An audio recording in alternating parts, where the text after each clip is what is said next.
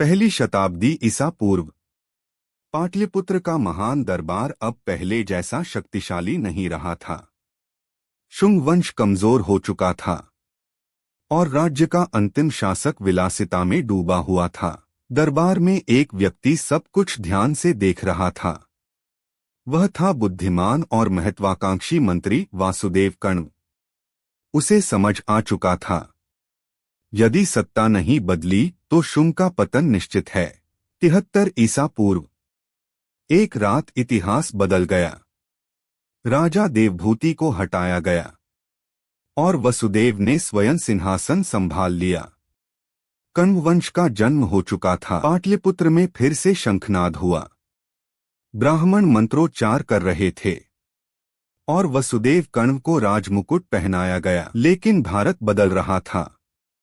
उत्तर पश्चिम में विदेशी शक्तियां सक्रिय थीं और दक्षिण में एक नई ताकत उभर रही थी, सातवाहन एम्पायर। कण्व शासकों ने विस्तार नहीं बल्कि स्थिरता चुनी।